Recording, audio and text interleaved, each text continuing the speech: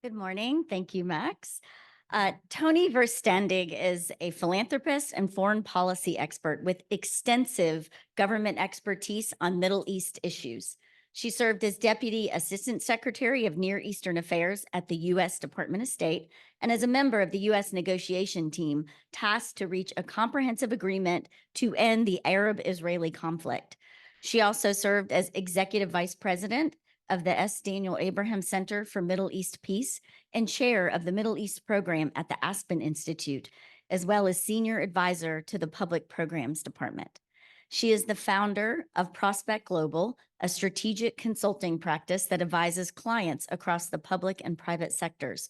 She is particularly interested in driving innovation and entrepreneurship to create job growth and pathways for women and youth. She serves as executive director of the Verstandig Family Foundation, which focuses on national security issues, healthcare, education, and entrepreneurship.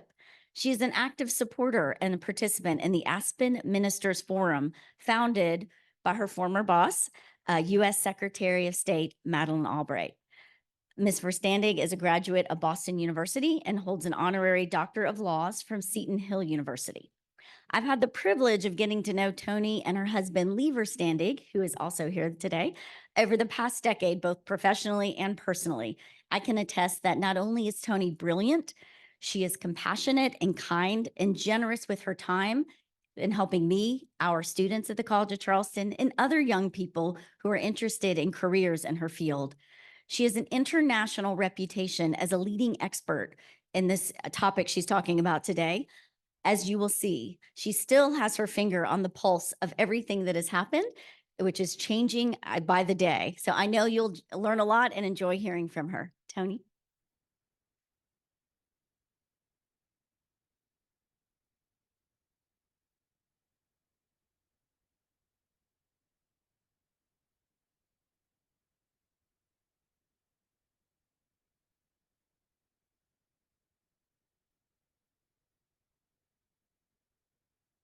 Good morning. It's a real honor and privilege to be here. And Kendra, thank you for those kind remarks. It's people like you who inspire me to step up my game. So thank you. And it's a privilege to be back here in Charleston, a city I know and love. And Max, this conference has proven to be all that you said it was going to be. You've really convened some of the major thought leaders, and I'm very honored and privileged to be here. And Joe, thank you for providing the scene setter last night and the tools in the toolbox that you are so well known for in terms of soft diplomacy, something I robustly embrace. And Rose, we had a chance to talk a little bit this morning. Rose and I shared, Kendra did mention the Aspen Ministers Forum. And Rose was out in Kansas City with Secretary Albright. It was quite a moving engagement that we had together, and it was great to know that Rose is going to speak to you in just a bit. Our colleagues have really touched on some of the hot button issues, and I really appreciate the framing, because the Middle East is, as we all know, on the front page of the New York Times and every international newspaper that I know of, and has been for quite some time. In fact, today, or actually last night, and again this morning, as I was perusing the updates on the Middle East, of course, there are new developments. So forgive me, I'm not going to give you a reporter's overview. I thought I'd provide some context, and also context for the students who are here today and on the webinar. So thank you for joining. This summit is timely and reflects the importance of academic institutions as well. So I am very thankful to the College of Charleston for providing a platform for informed dialogue on many of the important and complex issues before us. Being engaged on global issues is important, but understanding its complexities and the history and issues are even more important. The underpinning of nuances, especially in the context of the Middle East, is absolutely critical. They have played out for over decades. The Middle East is not framed in black and white. It's shades of gray and passion. Allow me to delve a bit into the topic at hand regarding today's Middle East and provide what I refer to as a scene setter of the volatile dynamic, not only regarding the Israel-Gaza conflict, but the regional dynamics that have been affected and spawned by the heinous Hamas incursion into Israel on October 7th. You can't consider nor evaluate problems and opportunities in the region without a clear-eyed view of Iran and its intentions. October 7th provided a window into a new Middle East reality that has witnessed expansion of the conflict from Gaza to Israel's northern border with Lebanon and Hezbollah, to the Houthis operating in the Red Sea, more aggressive as each day goes by. Iran has looked for opportunities to sow regional instability by turning their proxies in Iraq, in Syria, to ramp up pressure to secure an exit of America's military from Iraq, as we have witnessed, and aggressive naval conflict with the Houthis in the Red Sea. The most we've witnessed, frankly, since World War II, the deployment of our naval assets, and those assets have been actively engaged. The Houthis' attacks on shipping is beginning to impact global commerce and risks adversely affecting economic recovery, not just in the region, but globally. So where does Iran, the major counter to US-Israel strategic alliance, stand in this mix? Does Iran wish to provoke a full-blown regional conflict of which it is intimately involved? Or does Iran seek to ramp up its support for its proxies engaged with the conflict, more of a, as I refer to it, an over-the-horizon approach? Iran is using this moment to test and probe how far their proxies can go to sow instability, and hence actively supporting what is now a tightly aligned axis of resistance. While Iran does not, at this moment, in my humble opinion, wish to spawn a regional full-blown conflict, clearly they do wish and will continue to actively support their proxies, ramp up their nuclear program, and continue to embrace Russian aggression. Iran's internal instability needs an external dynamic to deflect from rising internal tensions as the aging Ayatollah looks to a succession plan.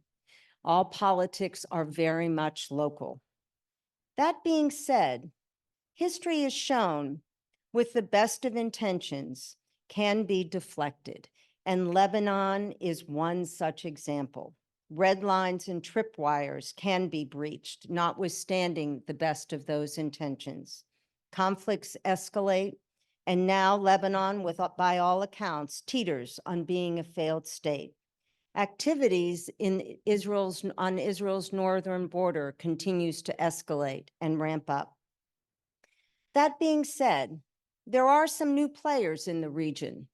And I know you may be surprised to hear me say this, but Mohammed bin Salman in Saudi Arabia has been more actively engaged, charting a new path of stability between Israel and her Arab neighbors. While today in question, possibilities for normalization and stability remain. Allow me to offer some specifics on that front, and also what is ever present in everyone's mind. Is this two-state solution a possibility? The current reality is that diplomacy can create a viable strategy and framework and the necessary exit ramps for all the parties concerned to pull back from the brink. The bridges to these off-ramps, however, are completely and carefully interconnected and will likely involve multiple off-ramps that lead initially to a temporary humanitarian ceasefire that allows for time and space for, at this moment, to address the humanitarian crisis and also the release of the hostages. While the U.S. recently was the sole veto of the recent Algerian immediate and unconditional resolution calling for a ceasefire. The U.S. position was clear that an immediate ceasefire with no conditions on the other parties does not advance stability. Such a measure risks doing more harm. However, by all accounts, the U.S. is currently drafting an alternative resolution, which calls for a temporary humanitarian ceasefire as soon as practicable and the immediate release of the hostages. At the same time, Israel cannot and must not carry out its ground offensive while these various in Rafah, while these various dynamics are at play. Yes, as Joe himself last night said, and I believe and support and embrace, the U.S. has been an unwavering supporter of Israel.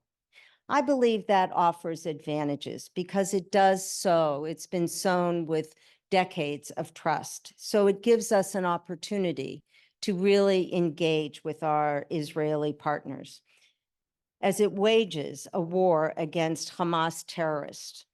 Israel's been under intense international pressure, however, since the beginning of this conflict, with its use of indiscriminate force, acting on rage, not the clarity of a military objective, and exit strategy resulting in massive civilian casualties. It's understandable, but it's tragic. Israel's been facing intense international pressures from the hostage families, calling for a return of the hostages today, and from the resumption of large street protests, calling for the ouster of Prime Minister Netanyahu, whom is being held accountable by his own civilians. Only the other day, we saw the street erupt again on both of these fronts. A new dynamic within Israel's war cabinet has also taken place. Now, in fact, Benny Gantz has called for a hostage release, not only for an immediate hostage release, but setting a time frame. And that time frame is March 10th, the beginning of Ramadan, 3 short weeks away, and a warning with great clarity regarding this time frame. A ground assault would occur if, in fact, the hostages are not released. 1.5 million Palestinians have been relocated from Gaza City in the north to Rafah. We all recognize there is no internal safe shelter in Rafah. In fact, today, as I was coming over here, the press is replete. Prime Minister Netanyahu, after some international pressure and internal pressure as well, has announced his post-conflict war plan but unfortunately, his plan involves indefinite military control over Gaza, at odds with what multiple positions, including the US, and positions of his own war cabinet. These steps are not going to advance stability. They are going to continue to create instability within Israel, within Gaza, and will in fact, inhibit any progress toward a contiguous Palestinian state evolving through negotiations between Gaza, West Bank, and Israel. The next phase of this conflict has to be looked at in its whole. It cannot be piecemeal. Each of these steps, as I mentioned earlier, must be interconnected. First and foremost, Egypt, Qatar, and Hamas must recognize they are key players, and they are key players in one of the most important steps, the release of the over 100 hostages, and they must be released now. They have to recognize that in a post-conflict roadmap to governing Gaza, that cannot happen without, and cannot even begin to be discussed without the release of the hostages.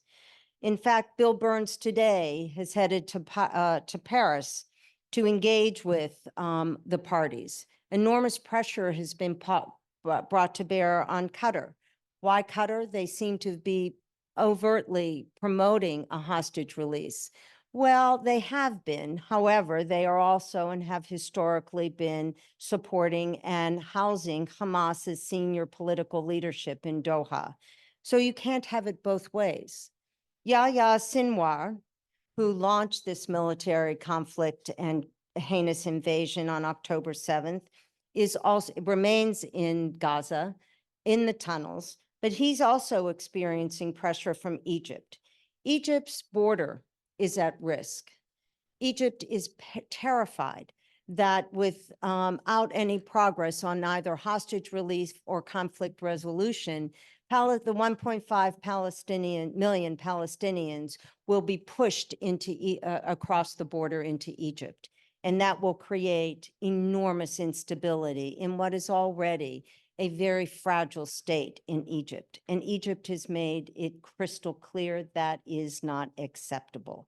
There's also great worry that if the Palestinians are pushed out under the guise of providing safety and security for the 1.5 million Palestinians, they will not have an opportunity to return to their homeland. And that is a real concern.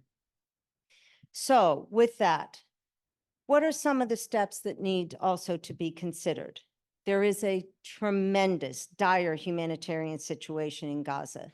Humanitarian aid is not getting in. The specifics on securing more border crossings, IDF provision of safety and security for truck shipments, regional coordination and cooperation mechanisms need to be established yesterday for donor assistance. It is not getting in, and it must get in on a continuous way.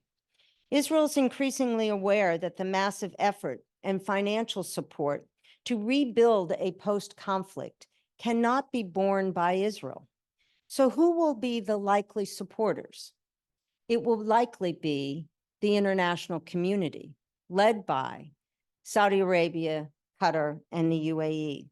But Saudi Arabia in particular, under, as I stated earlier, Mohammed bin Salman, UAE and Qatar, have made it absolutely clear. There is no engagement. There is no embracing post-conflict. There is no provision of the immediacy of humanitarian assistance, albeit absolutely critical under these current circumstances. They are crystal clear. And Mohammed bin Salman has made it clear by embracing what I refer to as the Arab Peace Initiative of 2002. But this is the Arab Peace Initiative under Mohammed bin Salman, pursuant to what is the framework of the Abraham Accords. He's made it clear there has to be a credible, clear, short time frame for establishing a Palestinian state. He's also made it clear that he is looking to the Palestinians to do their part. They have to engage in a renewal of the Palestinian Authority, providing good governance, a pipeline for the next generation to be able to assume leadership, to reconnect with the Palestinian street. Sadly, Mahmoud Abbas, who has been is president of the Palestinian Authority, someone whom I've known and worked with for a very long time, has been in power since 2006 because there have been no elections. There have been no elections under the guise, well, there's too much instability. Hamas resides in Gaza, even though there are Palestinians who support the Palestinian Authority, Fatah, for example, in Gaza, supported by the PA. But the excuse is, well, we can't have elections. Well, he's lost support of his street. Rampant corruption is also problematic. And the Arab world, under the leadership of Mohammed bin Salman, is saying enough. We, the Palestinians, need and expect a credible pathway to statehood, but that requires all the parties to take their roles and responsibility. Those responsibilities also fall on Hamas. Yes, Hamas could and be considered to be part of a new Palestinian Authority, but their requirements have been clear for a very long time. They are being asked to recognize Israel's right to exist. They are being asked to abandon violence and demilitarize the state, their presence in Gaza.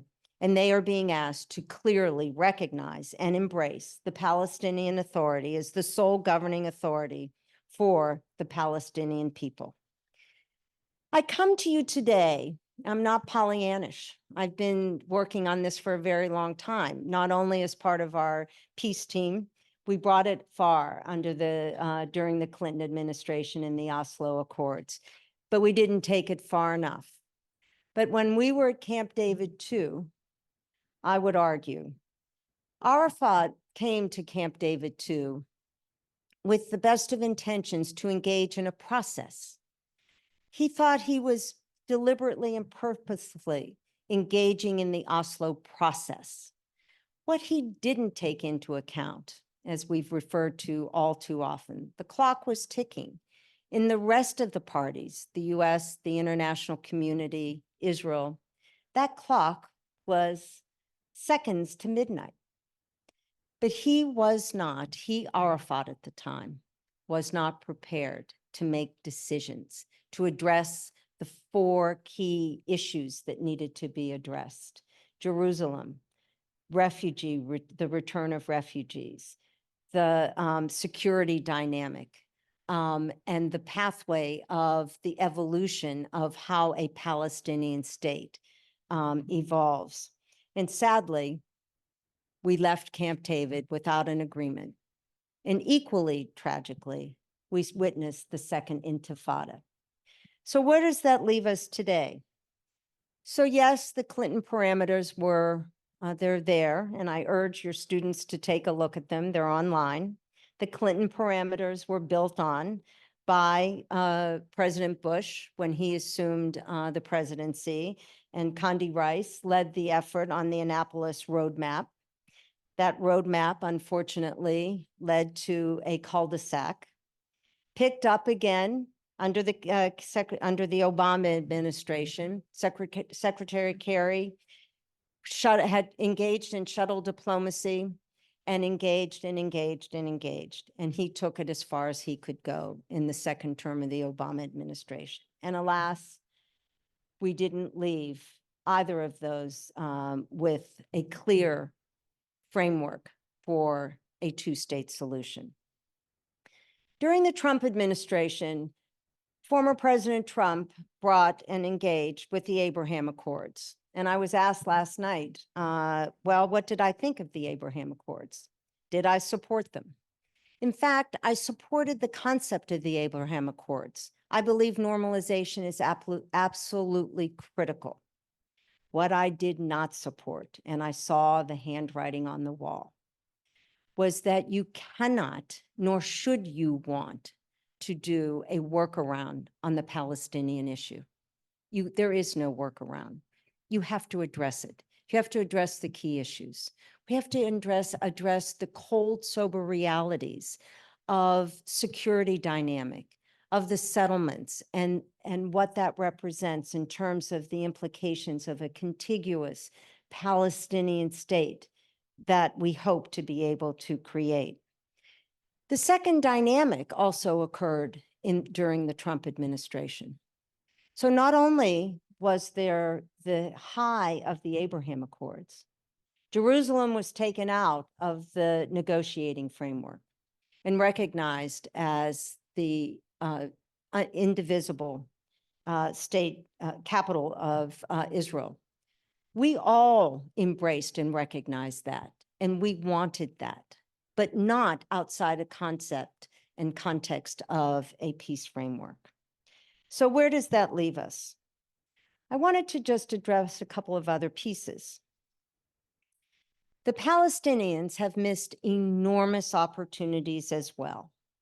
So you heard me say the opportunities that were presented. Were they perfect? Probably not. Would they need to be worked on? Yes, they did. But shouldn't the Palestinians have embraced some of these opportunities? They kept waiting. They kept waiting for the next. They kept thinking, well, a new administration would just bring exactly what they wanted. But as we heard earlier this morning, negotiations are about listening, about framework, about understanding the people's needs, and also about creating trust. And over those years, when you just sit back and you don't give yourself a seat at that table, you lose those principles. And sadly, I believe that the Palestinians, they need to come to the table. They deserve, as Israel deserved, a state to live side by side in peace and security. But you cannot have others do your bidding. We have to stand by them, but the parties need to come to the table. I believe there are opportunities, even in the midst of the dynamic of where we are now. I believe that because with some of the new players at the table, both, as I mentioned earlier, Mohammed bin Salman in particular, and President Biden. Why President Biden? I believe President Biden, given his understanding, his long-term relationship with the people of Israel, and his understanding of the region, and his recognition of the parties and the regional dynamic, and the need to create pathways of stability, I believe there is an opportunity. Mohammed bin Salman has laid out very clearly what his expectations are of Israel and the international community to support a Palestinian state. He's also made it clear what his expectations are of the US. If he leans in, there are risks for him leaning in given his position. And he's made it absolutely clear. He wants the United States to provide a defense treaty, arms, and a civilian nuclear capability. That's a high ask. But we have to look at the big picture. We have to look at the dynamic, and we have to create and broaden and deepen our alliances. So as I said earlier, I believe that these are interconnected pieces. All of these pieces need to be looked at in its totality. But we cannot, nor should we forget the people, the risks and the high price that the people are paying. The Israeli citizens, the Palestinians, the Lebanese, the instability that continues in Iraq, the tragedy in Syria. Let me make another comment about the Palestinians, because for all too long, we've heard there is no partner for peace. Well, during the tenure of what was then Prime Minister Salam Fayyad, who worked very closely to establish, and he was determined under his leadership, and he worked closely with Abu Mazen at the time, to deliver a Palestinian statehood within occupation. He thought and believed the Palestinian people had a right to see credible institutional structure of a state, an infrastructure, security, that the Palestinians in this governing body can and should work with Israel to coordinate on security in the West Bank. And he did just that. And he gave, as Joe, I don't know if he was there, but during the then Aspen Institute, I brought Salam to speak at the Ideas Festival. In a discussion with Tom Friedman, he laid out those tenets, and he actually delivered on them. But sadly, I think he was a little too successful. And the dynamic surrounding him pushed him out. And he is, at the time, he left a Palestinian economy that was growing, international institutions being validated, and they were ready for statehood in April of 2013. So now, from 2013 to today, there's been instability that's grown, institutions that have floundered, and the Palestinian people saying, where is the governing structure? We need new ideas. We need new people in this structure. So with that, I do go back to for hope and promise. I think it's up to us to remain engaged. We in this room, you, the students who are out there, and some in this room, I urge you, you do have a role to play. We are here to mentor you. We do want you to put your toe in these kind of unsettling waters, because you will bring new energy and new ideas. Let me conclude by saying the following, and I'll quote my colleague and friend, Bill Burns, whom I mentioned earlier. Bill, who is our distinguished director of the Central Intelligence Agency. He's leading the hostage negotiations on behalf of the Biden administration. As he sits there in Paris, he recently wrote a very compelling piece in Foreign Affairs magazine. I urge all of you to take a look at it. But let me quote Bill by saying the following. He says that it is time for fulsome engagement. The stakes are high and are getting higher, and we must collectively rise to the challenge. He sees proactivity in the Gulf and leaders stepping forward. A pathway to reconciliation, in my words, are not easy, but they are doable. So I urge all of us to embrace that new dynamic, to recognize, to not lose hope, to stand by those who are charting a new pathway. So thank you very much.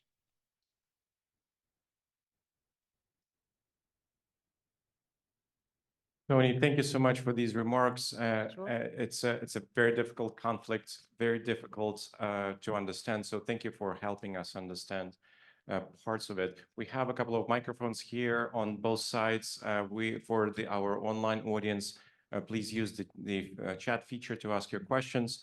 Questions, comments?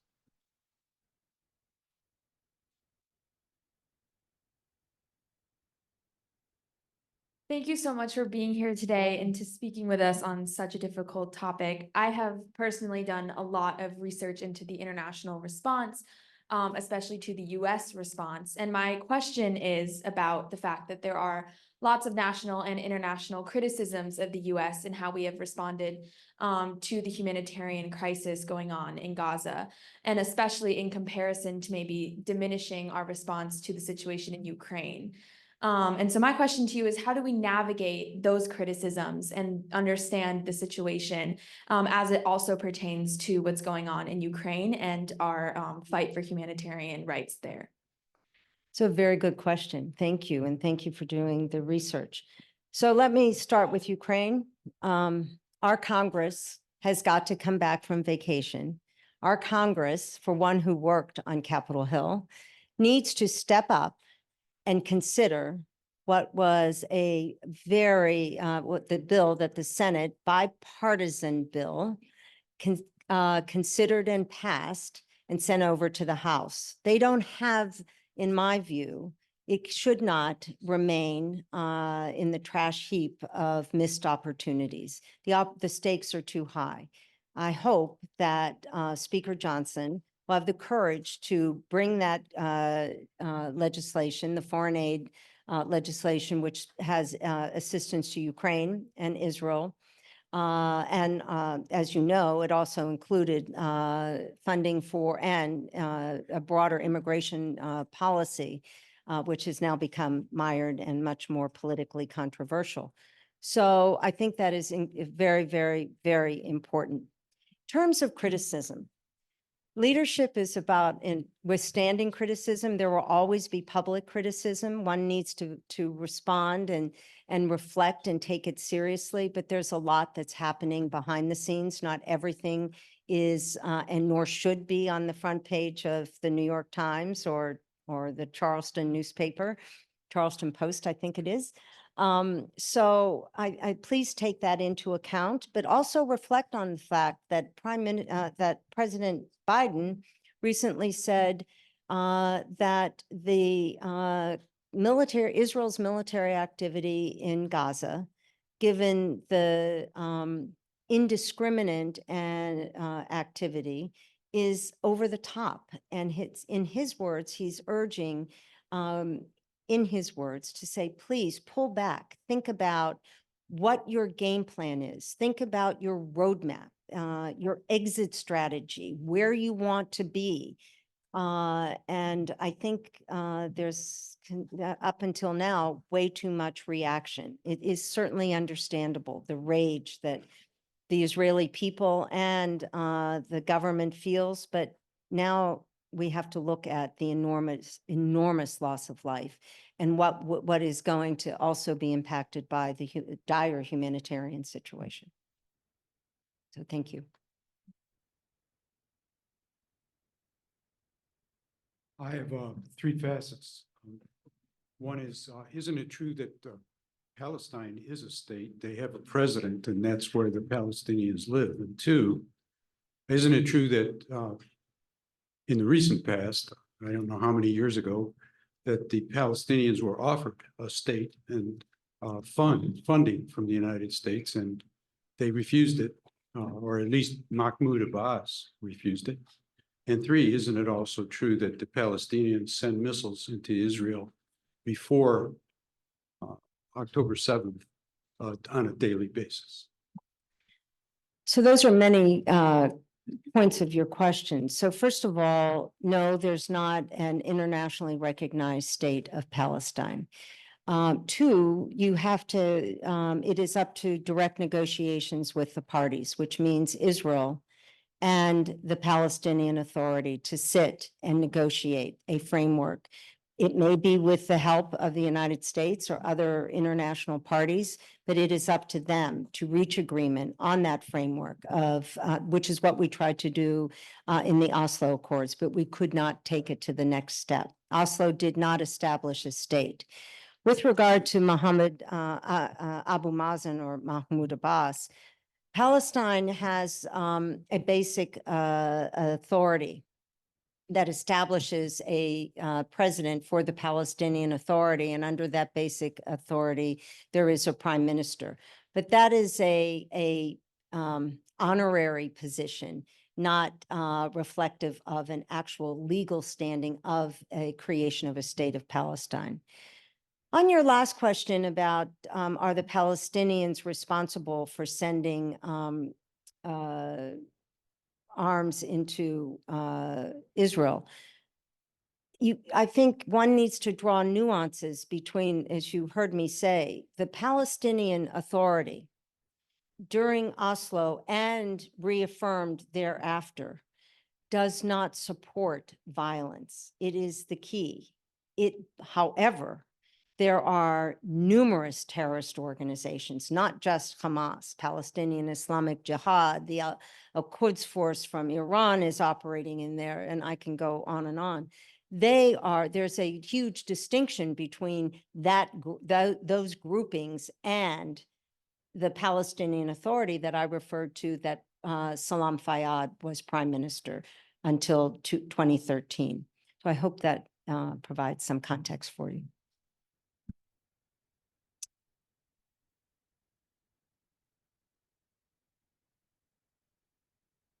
Thank you for being with us today. I'm wondering why the United States is sending money to Israel to bomb, and it's already, the West Bank is so destroyed already. Why we keep sending money instead of negotiating? Well, first of all, we are, I would suggest that Secretary Blinken, Secretary of State Blinken, Jake Sullivan, our National Security Advisor, Bill Burns, our CIA Director, they have been engaged in near constant shuttle diplomacy. So we are very engaged. We stand by Israel's right to peace and security. What happened on October 7th was unimaginable. So I want you to look at it in a broader context and framework. The terrorist Hamas launched and has launched previous terror attacks. We have got to make it clear that we will stand by those who take risks for peace. We have to make it clear we will stand by Israel, and I support the state of Israel for my, prior to a career and long after this career comes to its close. We are looking at ways, and we do, the problem is the unevenness with regard to what we are able to engage with the Palestinian side. Each administration comes in if you've got a shift between Republican and Democrat. And during the Trump administration, there was a lot of, you couldn't do assistance. AID could not provide assistance to NGOs in the West Bank. So there are complexities, and they remain so, and we're trying to figure out how we can work with that to also support a new governing structure. I believe it's critical at this state to support the civil society in the West Bank. We have one last question from an online viewer. So taking a lesson from the current ethnic tensions between Serbia, Kosovo, and Albania, how is a two-state solution sustainable considering both the volatile nature of the Middle East and deep religious tensions? What is the measure of a successful resolution? First of all, I mentioned Jerusalem. Jerusalem is one city with 3 religions. And that creates, for me, a pathway for hope and engagement. You would be surprised. On the local level, there really is a lot of engagement. The new dynamic, however, with both the extremists on the extremism on terrorist side, remember, they Hamas on October 7th titled their incursion, their heinous attack and incursion into Israel, the Al-Aqsa flood. And that was for a reason. That was to get a rallying cry for all the Arab and Muslim world on Jerusalem. And it hasn't worked.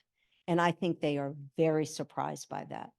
And so for me, I see in the midst of some of the darkest, most complex days, framework for opportunity, but it requires us to move stronger and faster, not to kind of hold back and wait. And that's what I think having, for the first time, frankly, in a long time, Saudi Arabia is willing to step forward on this issue. So thank you very much. Thank you.